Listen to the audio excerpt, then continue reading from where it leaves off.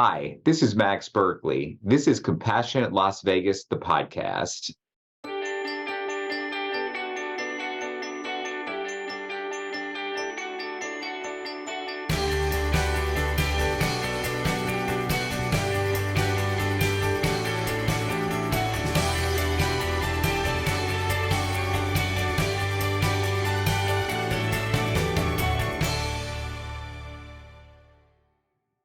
Welcome to Compassionate Las Vegas, the podcast. I'm your host, Will Rucker, and joining me today is a special friend, an amazing human with a family legacy that if you're anywhere in Las Vegas, you definitely already know about. But he's going to inspire us today and remind us about the importance of hope. So with that, welcome to the podcast, Max Berkley.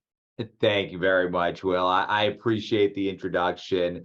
The feelings are mutual. I think that you're a great person, a great public servant. I love that you have this, medium for people to hear about. You listen to your guests, and I'm excited to be here this morning. Yeah, well, it's so interesting that we have both kind of ended up here. The journey and the road has been, and I'll just be candid, has been exhausting, but in such a good way and in such a filling way because we get to talk to so many amazing people and learn about what matters to them. And so I'm kind of excited because this is an opportunity for you to tell me what matters to you. And I want to frame it around, of course, the idea of compassion. So the first question for you is the hardest one. And it's simply, how do you define compassion? So, especially in my career, and I'm going to kind of talk briefly about my career, and I think that kind of leads into my definition. I've been a public defender for the last 11 years, so I'm in justice court, once or twice a week, for that entire time period. And compassion is something that we try to, we hope to see in justice court, and we hope to see it in our, everyday lives. And I think compassion, is treating people with a certain level of respect, a certain amount of dignity,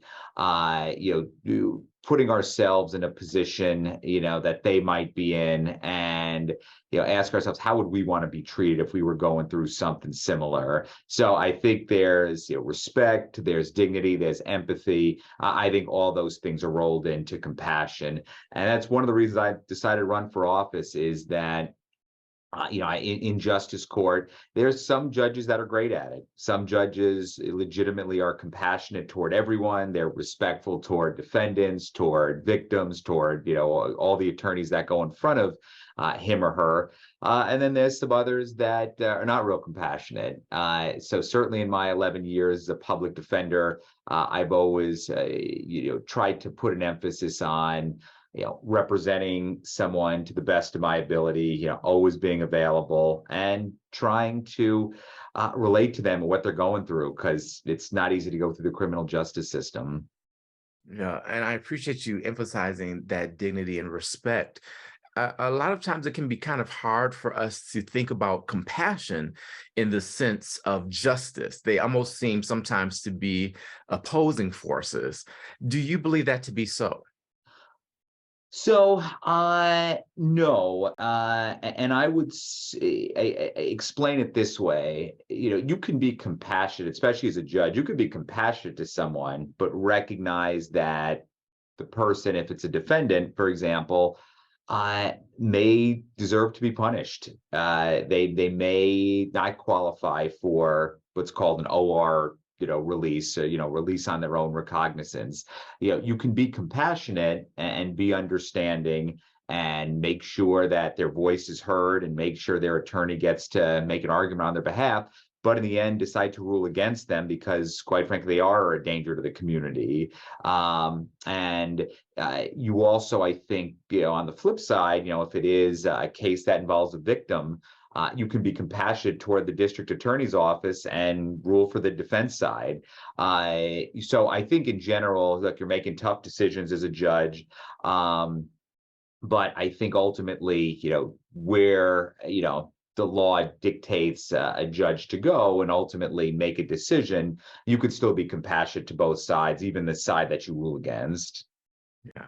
Thank you for bringing that out. I always try to emphasize the importance of the spirit of compassion or the intent. It doesn't necessarily mean, just like rainbows and Skittles everywhere. It is, in fact, being honest and really addressing the challenges we face. I say that a compassionate community can be an uncomfortable community because we have to deal with hardship head on. So Yeah, thank you for highlighting that. of So I course. want to take you back a bit in life, rewind 20, 30 years to the moment that you decided you wanted to serve our community through justice. So, I think it really started for me. Both my parents, are attorneys. My mom has been more in the area of public service. My dad is more on he's a commercial litigator, so still practices and still is a trial attorney. Didn't end up going on the side of public service, but he's always been a compassionate person, and he's always been very encouraging. I feel like a lot of times when I speak to people, my mom's a little better known, so I end up kind of being drawn to just talking about her. But my dad definitely deserves a mention too. He's an excellent attorney, but he also, I remember going to events with him, and he certainly did a lot of philanthropy and still does a lot of philanthropy as well. So I think with my dad, it was probably the biggest motivator to want to be a trial lawyer. And then my mom was probably the bigger motivator when it came to public service, even though my dad was encouraging, watching my mom's career and just watching her become inspired about the idea of helping people, being in a position to do what she could to be compassionate toward others, be in a position to help others. And certainly, when she was in Congress, there's thousands and thousands of constituents reaching out. I know what that's like, with the assembly, and just people reaching out and saying, "Hey, I'm having an issue. My family's having an issue. Is there something you can do to help?" And really puts you in a position to be compassionate. So anyway, going back to me, I was in law school. My plan was to go into gaming law. Being a born and raised Las Vegan, gaming law is certainly prevalent. In Las Vegas is probably the best city to practice that type of law in. So that was my plan, and then it was really my second year of law school. I had an opportunity to clerk at the public defender's office. Not at all on my mind at the time that could be, where I made my career. But I remember very first day, being in court, and first day as a clerk, they don't waste time at the public defender's office. You show up and you're with an attorney, and an attorney says, "All right, here are the clients we're going to be appointed on. Here's what we need to know. Go speak to them." And a lot of them are, in handcuffs and in custody. So it was real deal very quickly. But I fell in love with it. I thought it was very rewarding. I thought it was very gratifying. And shortly after that, I remember thinking, if I have an opportunity to, if I receive an offer from the public defender's office down the line to work as an attorney, I'm going to do that. And thankfully, I passed the bar exam. I think June 5th, June 6th, 2011. And then the very next day, the public defender gave me a call and said, "If you're interested, we'd like to hire you." And I said, "Yeah, I'm interested." And I've been a public defender for the last 11 years. And I sort of got a chance to fulfill both of my passions, which is, public service on one end, and then being a trial lawyer on the other side. So got a chance to do both. So I'm very fortunate. That's kind of how I decided to become a public defender. Yeah, that's really cool. And I just have to say two things. One is about your mom, because you mentioned her. I love that when she's out with you, she's like Max's mom. Like that's who she is. And you can just feel the pride beaming from her. Even though she's had this incredible career and is still doing incredible things, like she's a mom, and that's just amazing to see. The other thing is, you mentioned when you walked in and you were basically confronted day one with folks in handcuffs and kind of that really heavy burden of criminal justice, right? How do you maintain your humanity in this system? And I want to give you just a little more context on this. One of the things I admire most about you is you really are a very approachable, accessible, human person. And you greet people with a smile. And even if you are tired, you're still very kind and gracious and just wonderful. So there's almost like these two polar ends of the spectrum, but you navigate it well. So how do you do that? Well, thank you. Thank you. And likewise, obviously, we've seen each other now, dozens of events, and you are equally gracious and approachable as well. And I think that the way it was explained to me, right when I was starting to practice law, is you have to understand what your role is. Your role in a lot of these situations is to be compassionate. I mean, as a public defender, look, I'm still an attorney and I'm still fighting for people, and that's my role, is to represent them, and to be their effective representation in court. But a lot of individuals that are in custody,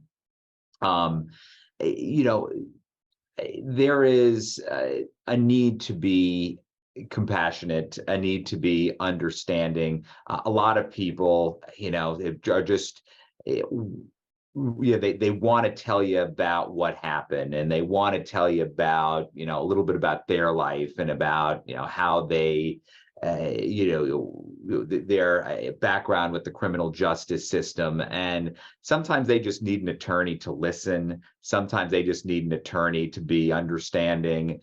And sometimes they need an attorney to be brutally honest with them, which with clients, and that sometimes happens too. But I think understanding what, makes a quality public defender. And I know there's, a little bit of this idea that public defenders are overworked and they don't get a chance to spend a lot of time with their clients, so therefore clients don't always receive very good representation. And that was one of the kind of personal goals I had, is to never have any my clients feel that way or say that about me.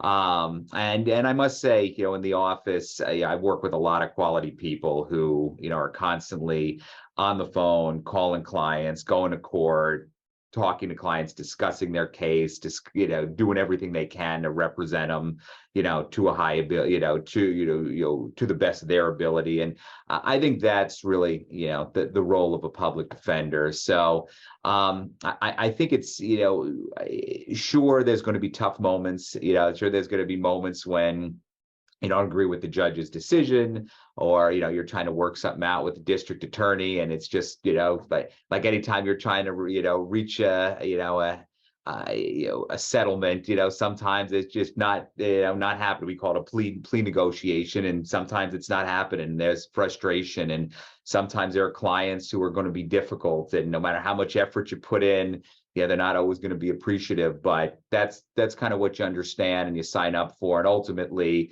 I think the focus on doing your job, more than the credit or the appreciation in the end, that should be the focus of every public defender. And last point I'll make is, typically, much like the events, that we go to, usually in the end, most people appreciate the effort you're putting in, and 90+% of the time, clients thank me at the end of their case.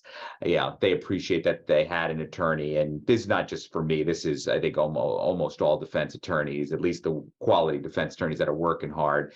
Usually there's gratitude at the end.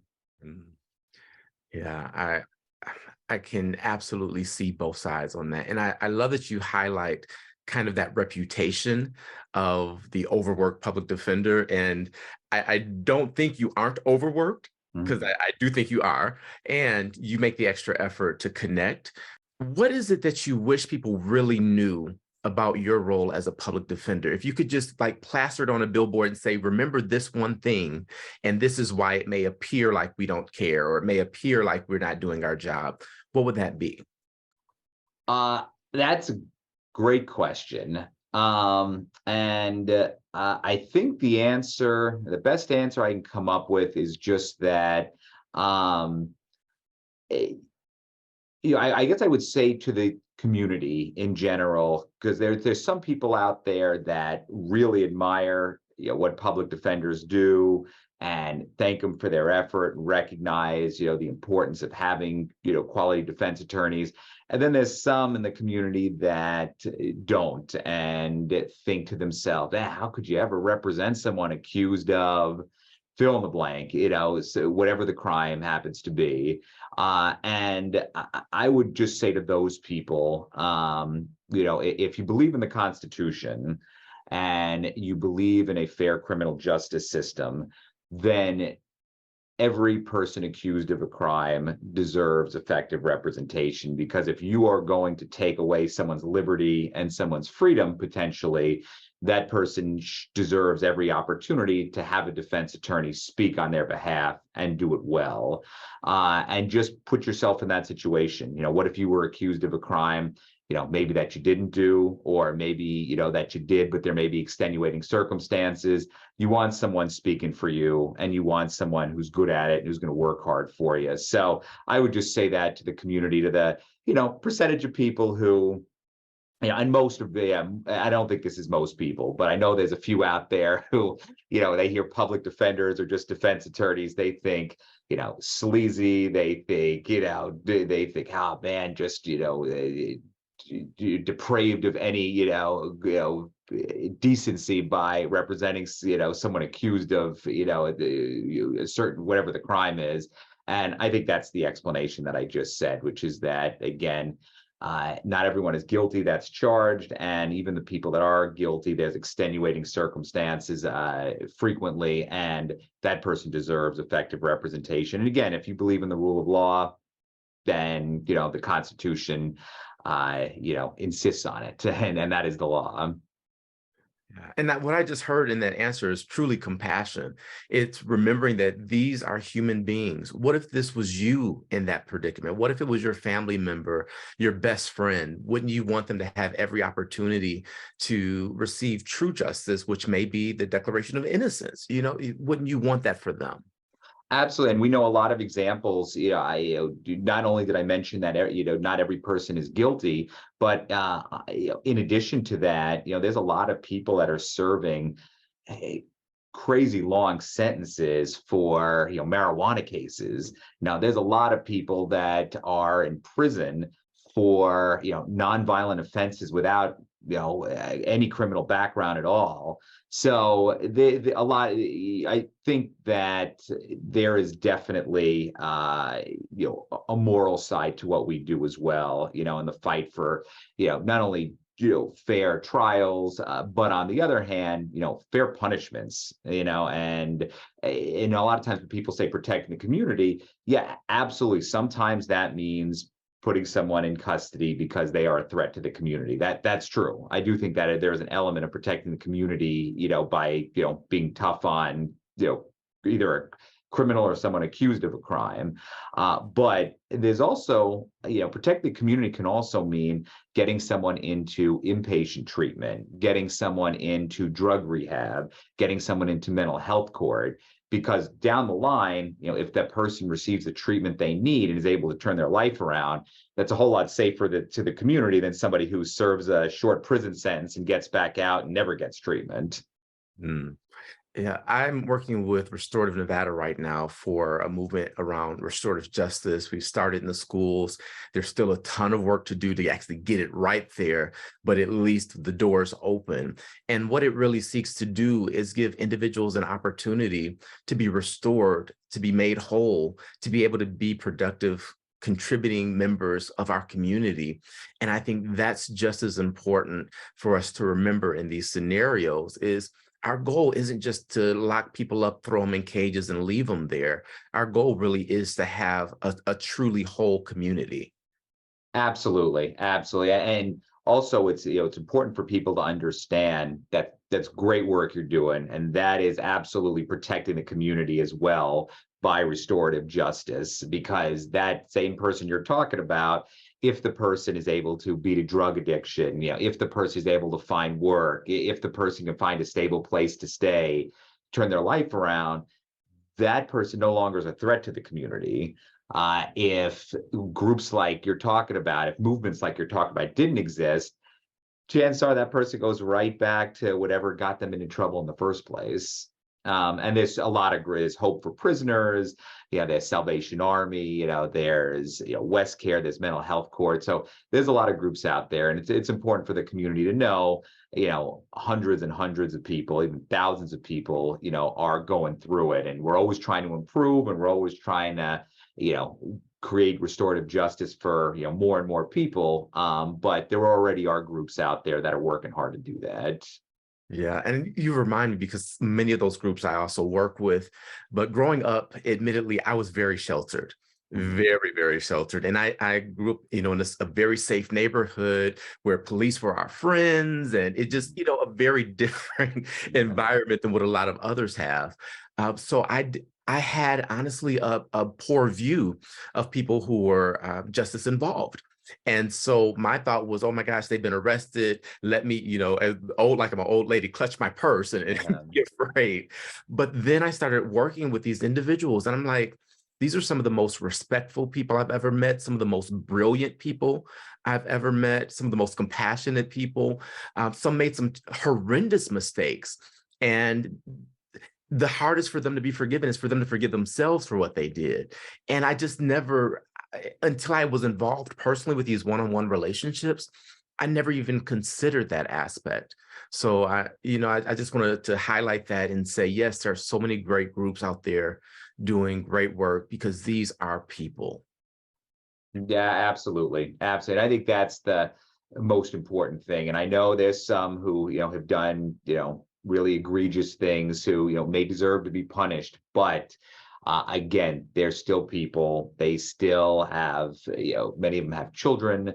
Many of them, have, families. They, whatever the circumstances, whatever the crime is that they may have committed, they're still a human being, and they need to be treated with compassion. Yeah. On the other side of that is the person that was harmed, and the loss that they suffered, the trauma that they suffered. How do you deal with that as someone who's defending the person that caused them harm? Does forgiveness play a role? How do you navigate that space? So I would say that the defense attorney's role is to, do their best to represent their client. However, if a case resolves, and 99% of them do, at that point, the focus shifts from finding quality defenses, whatever it is, trying to, if there's an alibi witness, or if there may be an illegal search issue, that initially is maybe what the defense attorney is focused on. But after a plea deal is reached, then the focus shifts, and it shifts to, accountability and taking personal responsibility. Then in some ways, a defense attorney can become a little bit like a social worker. And hopefully you have, a client who is remorseful, who does recognize, the importance of apologizing, especially if it is a crime with the victim, or victims plural. And then that definitely plays into the role of a defense attorney, and finding a way to communicate that. And a lot of times there can be restitution, when, if it's a case where, victim has had something stolen from them, or maybe it has had injuries, the defendant, oftentimes restitution is imposed. And sometimes it could be, the role of a defense attorney can be speaking to a defendant and saying, here's what you're going to do. If you're going to get probation, here's the game plan. You're going to need to pay this much a month, or we need to find work. And, at sentencing, and we're going to speak to the victim, who's going to be there. And, you need to, speak from the heart. And if you genuinely are, remorseful for what you did, you're going to have your day in court to demonstrate that. So yeah, defense attorneys certainly, there are many different roles. And when it gets to that point in the case, if it does get to that point in the case, then forgiveness plays a big part. Yeah. All right. I want to shift gears in our last few minutes together here. And these are some of my favorite questions to ask. So I hope you're ready. Hold on to your seat here. Okay. What are you listening to? What music are you listening to right now to keep you motivated, to keep you going? So yeah, I was, born in the 80s. So I like a lot of the Rocky type music, kind of the motivational music, and athletes, are you're right about to start, go out to the battlefield. So, Rocky type stuff, Springsteen, those kind of things would be what I'd be listening to. I love it. I love it. And when you're with your family and you just want to have a beautiful moment, what do you do? Do you put something on the TV, a movie? Do you make dinner? What's that moment like for you? So if you'd asked me a couple years ago, my answer would be completely different. But now we've got a 22-month-old and an 8-month-old. So for us at this point, I would say, spending the evening, the four of us, with dinner, and then going out into our backyard, and our oldest playing on the jungle gym, our youngest kind of crawling around, outside in the backyard, the four of us together. That's probably our special moment. We still like to go out, we're not those parents who, just stay home all the time, but probably the most beautiful moments at this point in our kids' lives are, being at home where they can run around and throw things and not upset anyone around them. Nice. Yeah, I love kids. I have a godchild that he'll be 1 next month.